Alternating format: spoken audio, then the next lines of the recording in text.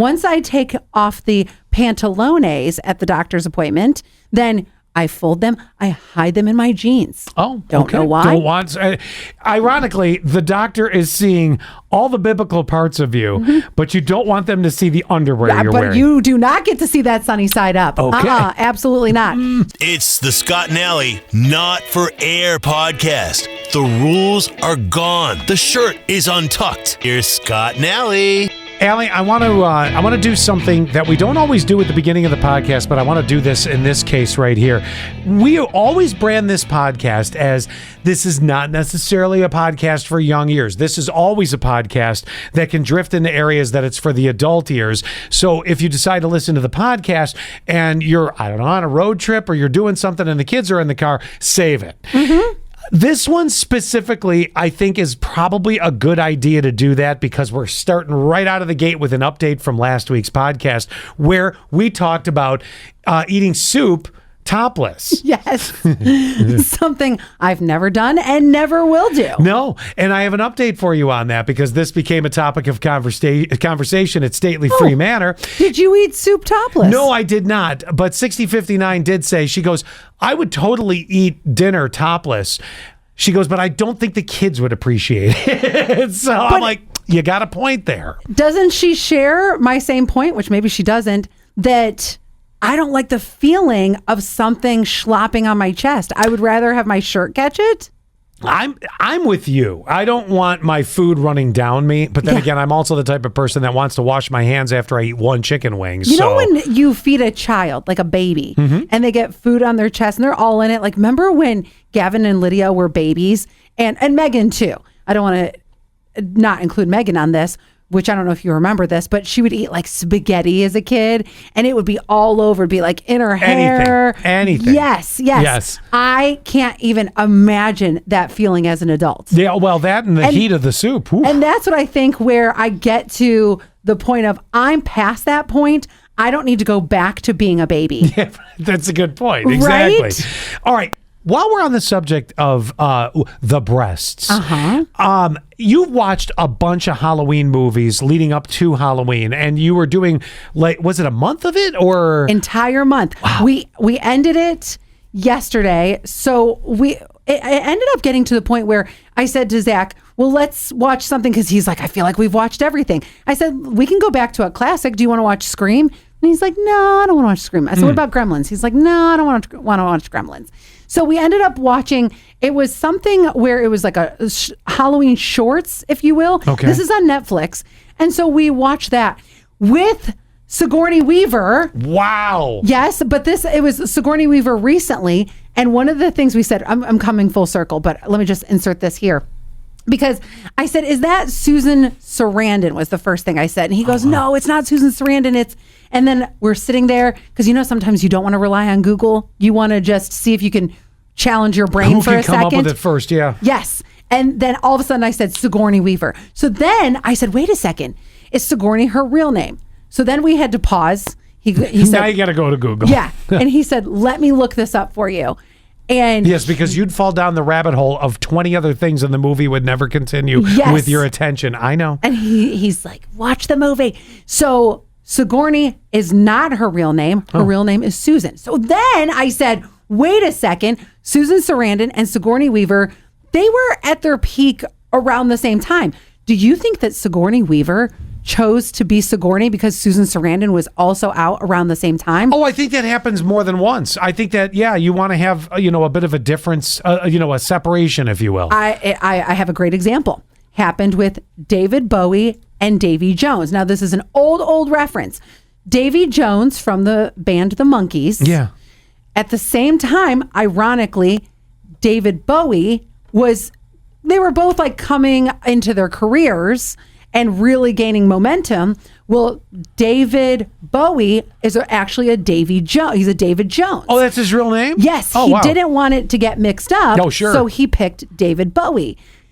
As far as Susan Sarandon, Sigourney Weaver, and that Sigourney's name is Susan. No, it was when she was 14, she chose, oh my God, it's from a famous book.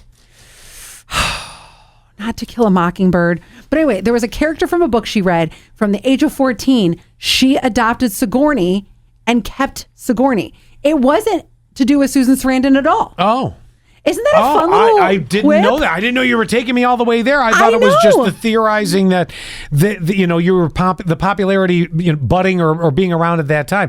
Because in Hollywood, though, this does happen quite a bit. Yes, yeah. What was the other thing that we were going to come back to? Boobs. Oh yes. Boobs. So the horror movies that you've been watching, the Halloween movies that you were watching. I remember at one point you said you watched the Friday movie, not Friday the 13th movie. Yeah. Not the Friday movie. That's a completely different comedy, which is also a great movie. Right. But you would watch Friday the 13th, the original, 1980, right? Somewhere around there. Somewhere around there. And it was a time where movies like that would get an R rating because you'd have a boob scene. That's what did it. Was the boob scene back in the day. And I had to ask a question on this. Always a boob scene. Do 1970s and 1980s boobs look different? Like, yes. Think about this. You got we're talking movie boobs. I mean, it's not like I do a lineup. Hey, what year were you born? Shirt off, please. Yes, the boobs in the 70s and 80s, and I can honestly speak from this, like you said, just by watching these old movies with the boob scenes, they were very pointy. Very Have we gone to a flooper situation? They're just sort of flooping around? Like what? They're more voluptuous now. Oh. And I think that is, you talk about evolution right in front of your face. Yeah. Because my boobs definitely don't look like 1970s boobs.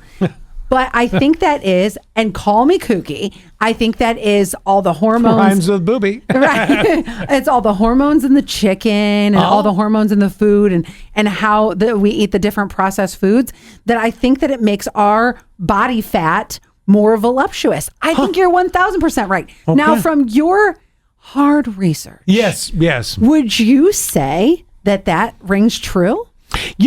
Can I tell you something really funny? What? I can't tell you the last time I saw a movie that had the boobs in it. It's been a long time. Okay, here's a great example. You had talked about this on the show, and I'm bringing this on the podcast. When I first started watching those Terrifier movies. Oh, yeah. You had joked about, or we both were joking about, how the blonde girl with the big boobs dies. Oh, yeah, right. Terrifier came out, the first one came out, I don't know, 2015 or 16 or something like that. The blonde girl who died, her boobs were in it. Voluptuous boobs. Okay, so she had the more well-endowed look. Yes, so you're proving the point right there. I know you were joking about it on the show, but it's true. The boobs from Friday the 13th or whatever vintage Halloween movie I was watching, totally different than the Terrifier boobs. All right. There is a difference. And that's the one thing that you can really say has evolved over time. Not to take this way off kilter. No, that's all right. But I'm not looking at, first of all, I don't need to look at some guy's junk in some movies. But but do you mind if it's there? Doesn't it, Your girl don't mind. Yeah, because forgive me, isn't there a I don't want to say it's a secret conversation, but there is a conversation that happens. I'm going to totally make up a movie. This is non-existent. Hey, did you see the Brown Derby movie? No, I didn't. But so-and-so has full frontal in it, and it's a guy. The girls all share this, and next thing you know, you have to see the Brown Derby. You know what I'm saying? This totally happened when I was younger. What was the movie with Mark Wahlberg and the full frontal? Boogie Nights. Boogie Nights. Boogie Nights. Yes. I never really had an interest in Boogie Nights, but you're right. As soon as I found out that there was full frontal, and the big conversation at the time was it real? Yes, that was. And by the way, it was. So you look. It was? It was. I thought it was fake. Nope, it was. And now we are 30 years later still having the debate. It was real. And then. In fact, I'll Google it. There wasn't there a movie with Robert? Like Abraham Lincoln said, don't trust everything you see on the internet. Right. Right. So wasn't there a movie where Robert Pattinson was full frontal? Anyway, what I'm trying to say is. Oh, wait, no, it was what's his face? Harry Potter on stage. Okay. Yeah. If I see Harry Potter on stage and I see his full frontal and I see Mark Wahlberg, it's not like, I don't think there's been a huge change with your appendage, just mine. Okay, let me just tell you, this is how rumors start, die, and start again. According to Google, and all I can do is read this to you because when you hear this, you're going to go, no way. I can't wait. No, the penis in Boogie Nights was not real, but was a prosthetic. I knew What happened to the prosthetic, you ask? What? Mark Wahlberg still has the prosthetic penis in a locked safe in his house. Nice. Why he kept it? Why not? That's the short answer. It's my Christmas ornament. Do you put how that on the top of the tree, or does it just hang? You know when they do the find the pickle? Have you ever done this before? No. Okay. My best friend's family does a find the pickle at Christmas. There's this fake, of course it's fake.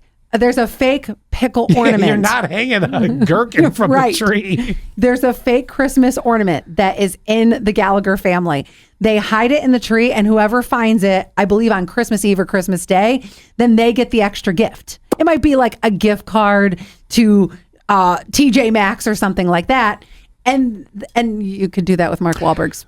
So what you're saying is, before you go finding the pickle, the adults in the house at some point had to hide the pickle. Yes. Yeah. Yes. Now, why did he keep it, you ask? Oh, yeah. I forgot you asked that. Wahlberg said, you really didn't. I'm just reading it and I'm making it seem like you asked. Wahlberg said he didn't want his children to find it and ask what it was. He also joked about selling it at a charity auction. How much would that schween go for? Oh, my God. And then... And by the way, you're worried about your kids not seeing it? They've been on the internet since they were born. Mm-hmm. They found it. And let's talk about Mark Wahlberg dying. He's not close to it. Dear God, no. But what about in his will? Who gets the penis? Who gets the prosthetic? Yes. Would it be his wife, Jenny McCarthy, right? I believe so. Okay. So maybe it's his wife that gets it, because you don't want to will it to your kids. It's got to get willed to that, or even better, it gets willed to the Sex Museum in New York City. Oh, that would be a good one. That would be an awesome put it in a one. museum. Exactly. It's like the Rock and Roll Hall of Fame, how they have like the meat dress or Tina Turner's dress or Fleetwood Mac's drum set. Yeah, they could have one of the most iconic things that revolve around the museum topic. That's true. I mean, it's better than, and here it comes, a hand-me-down. You're welcome on Since that. we're talking about the undercarriage. The undercarriage. You had brought this up on the show, and I wanted to bring it to the podcast because I felt like we couldn't really talk about it on the show. We breezed past this, right, yeah. And you know, we shouldn't. Like, let's just keep these in like separate Christmas boxes, you know? Sure. So you had talked about your... You're about to find the pickle. Your significant other went to the OBGYN this week. Sure, it's the, you ladies know the annual visit. Right. And you had said something about like not getting sexy because she was going to the OBGYN.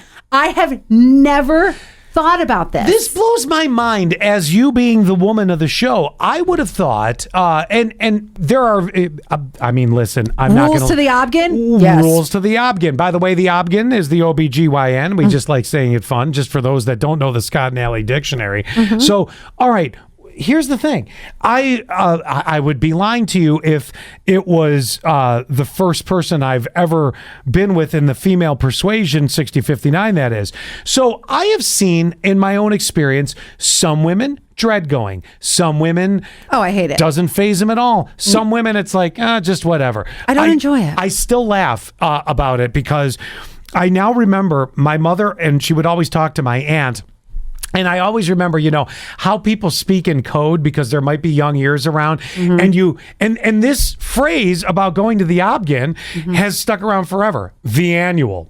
Yes, yes. When you're a kid, you're like, the annual, I don't know, whatever that. Mm-hmm. But if you're a female, you know what the annual is. Yes, I do. So, at any rate, I was always under the assumption, until you said, no, I've never thought about this, that there was a certain period of abstaining before you go to that Obgyn appointment. Now, it might just be a 24-hour spell. Mm-hmm. In other words, if you have a Wednesday appointment and you decided to get, a little frisky, Monday's the cutoff because Tuesday is a purification day. I never thought about it, but it should be this way. Okay. Here are my Obgyn rules. All right. Number one. And is this adding to the list? I know this is kind of a silly one, but I always shave. And I'm talking I think that's very common. Try to shave like the thigh area and do a little swiperoo on the legs or whatever. And then the number 2 thing is you shower. I would hope.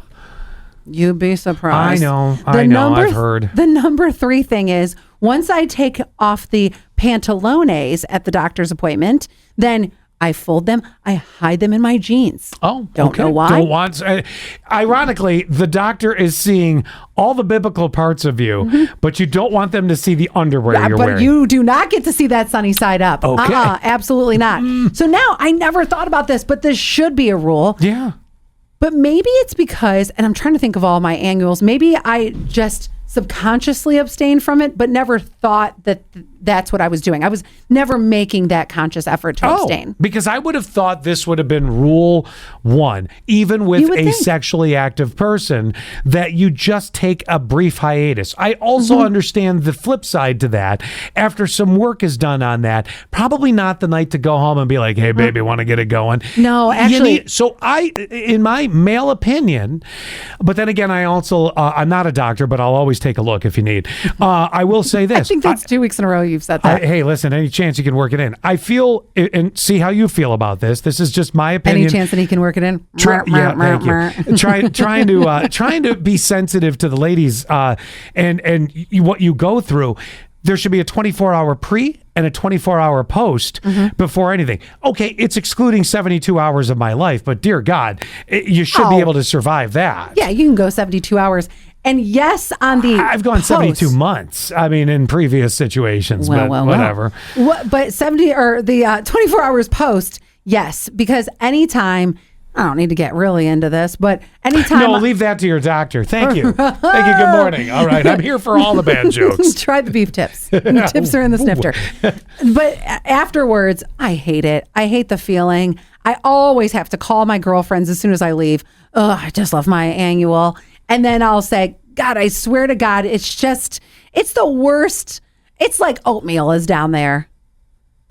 Because you need to explain that statement. They use so much lubrication to yes. Do the examination that you just like. I mean, you should be glad about that. Yes, of course. But it just feels so. So you are in. All right. So we're adding to the rule book here of the annual with the Obgyn. No 24-hour fun time previous, no 24-hour fun time post, shower pre, shower post the visit. Oh, yeah. Oh, okay, yeah. I even sometimes maybe like a bath and a shower. Oh. Like soak it. She's like reopening the swimming pool for if the appointment's in December, doesn't matter. She's taking a dip. God, I hate that appointment so much. Okay, see this, I feel I'm being respectful in the way of saying this should be the period of time. Now, I mean, I don't know. There's some women that might just throw caution to the wind and say, whatever, doesn't bother me a little bit. But I can tell you the 24-hour pre has to be a must, because let's just leave it like this. Don't the Obgyn doctors know that you're an active person? Like, you don't need to just tell them. Don't they know? Yeah, I think they do. But they also, one of my girlfriends, she used to work for an Obgyn. And like, you don't need to leave more evidence behind that you're sexually active. She would say that, first of all, you fill out the sheet. Who are you? How many partners do you have? Are you currently sexually active? So once you fill out they actually ask how many partners you have? I think it's like, is it one or multiple or something? I don't think you need to say I don't think you need to say 3 or anything like that. But I know that there is like, is it just one? That question definitely is on there. I mean, it's good to know if you're going to be checking that out. Don't get me wrong. I'm just like, these are things that a guy would not know. But they also, whether they know or not. And in some cases, the guy doesn't know that she has multiple partners, but that's yet another story. Exactly, which is also why you shouldn't be in the room with me. I'm just saying, this is my business and not yours. And your secrets. Right. But with that being said, my one girlfriend who used to work for the Obgyn, and actually I have another girlfriend, her husband is an Obgyn. I forgot about that. Anyway, so they ask you questions, because if you do have multiple partners, then that could lead to other questions they might have. That's something they see. So they just want you to be honest. So that way they can kind of check off certain boxes that they don't have to search for the answers. They don't have to go through a bunch of tests. I mean, they're already doing enough searching. Right. Just tell me. Just be stinking honest. Okay. Now, there's 2 things that I want to cover, but one of these we can cover on the show. Do you want to cover the condom found in the kids? I want to save that for the show. All right, we'll save that for the show. And the reason I want to save that for the show is I'm going to prove this on the show. 6059 is one of these people, and I so appreciate this. She is one of these people that knows how to cut through the crap and sees immediately what's really going on. I have been, and I'm trying to learn how to be the less trusting, can you say? I mean, I'm one of these people that I will less give trusting? I give too many benefits of the doubt in my life. Too many chances, too many benefits of the doubt. And I mean, the reality is it's a hard change to go from being, I don't want to say a pushover, but a person that gives you too many chances, too many benefits of the doubt, to being a hard ass. And I'm not saying she's a hard ass like in a mean way, but she knows how to cut right to it. And I'm learning these things actually from her. It's a nice skill set. It's a hard adjustment, like to see the world in a different place, probably through a more realistic set of eyes. And I want the big audience that can interact in the moment on the show to have that. So we're going to cover that. Okay, that's why you guys got to listen to On Demand if you miss it, and to the podcast. And this is one thing I don't think I've ever said Scott and I are alike. But I will say, when it comes to that, you and I are alike.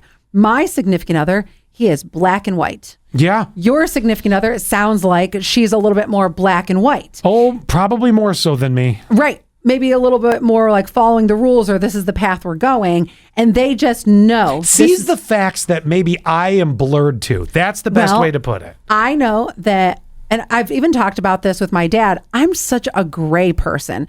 Let me see all sides, but sometimes you're right. That can get a little wavery. Okay. I want to see all sides, but I also want that person that can says, why are you not seeing what is so obvious right in front of you? Because sometimes I try to be too nice with that, or too giving, or too, so we're going to cover that elsewhere. What was the other thing? Okay. Back to rules. Now, this is a scenario that I'm going to give you, and you tell me what the rule is.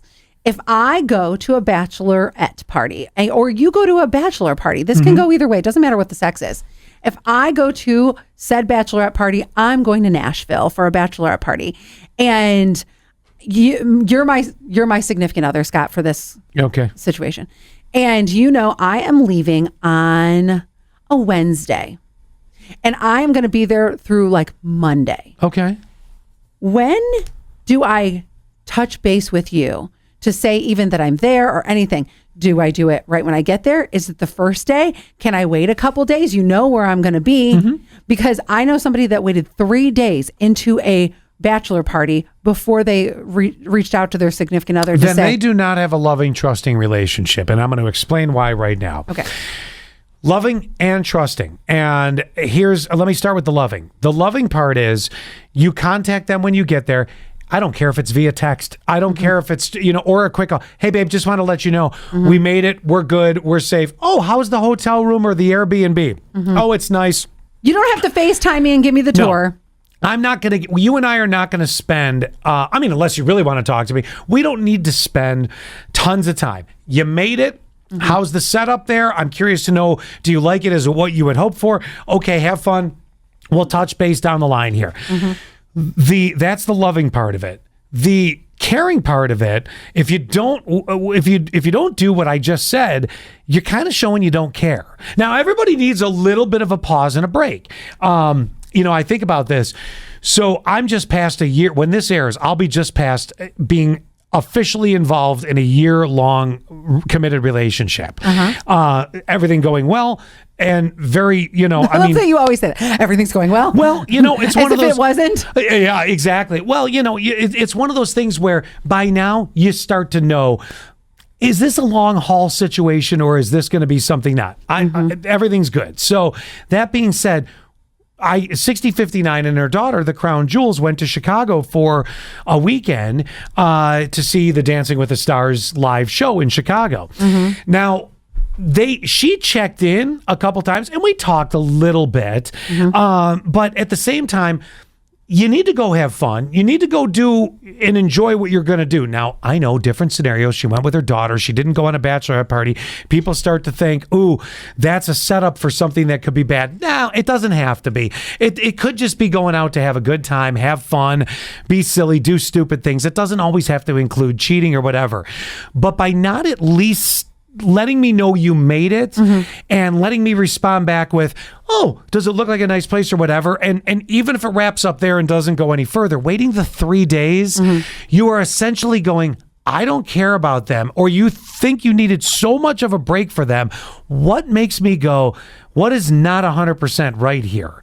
You know, that you needed that much of a period of time away before you decided to reach out. Again, I'm not looking for daily check-ins. I'm not looking for, okay, so you're saying 6 p.m. tomorrow we check in, or immediately following that bachelorette party, you call me to let me know. No, that's controlling. We're not going to do that because you need to be trusting in that regard. I need to know you are capable of not derailing what we have. Are you saying check in on first day, check in on last day? Like, hey, now we're coming home? I mean, look, I don't even need that. I would say check in on first day, somewhere in the middle. Okay. Let me know everything's going really good. More importantly, other than, okay, I should know. This is what I should know as the guy, because you're gone at the bachelorette party. I should know your festivities start at 4 p.m. on that Saturday. We don't know what time it's going to end. Yep. If I start checking in with you anytime after 4 p.m., until the next day, I don't trust you. And I am trying to check up on you and find out where you are. And that's a true test. Should you desire at some point, even drunkenly, to text me and be like, hey, babe, having a good time. Boobies, woo, Because that's what we do at bachelorette parties. Sure. Great. Whatever. Always comes back to boobs. Yes. Full if you circle. don't, then, that's fine too. I should not worry about it. You should at least have a general plan set forth for the other person to be like, hey, we're going to be out. We're going to be doing this. We're going to get started about this time. So I'd like a check-in when you arrive to be able to let me know. Now, keep in mind, 6059 and I texted multiple times during the drive. She was giving fun updates of different places they had stopped at, and the things Rubber like Band Museum, that, and different restaurants. Like, they got a Sonic. they got a Church's Chicken down here. We're gonna try one of those sandwiches. Ooh, that sounds good. Whatever. Those fun little things. But I'd like to know that you made it. I'd like to know how the surroundings are.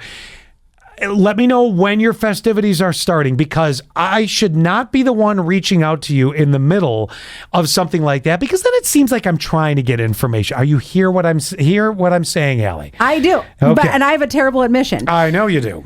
When I go on trips, I take a lot of friends' vacations, not always bachelorette parties, but they're meant for super fun for days. Yeah. And Zach always jokes with me and says, well, I'll hear from you in 5 days, because what happens to me, and it's not that I don't care, it's as soon as I get there, I'm so excited and so pumped, and we're all reunited, that all of a sudden we're just like, woo, let's go. Sure. And then I just go into go, go, go mode.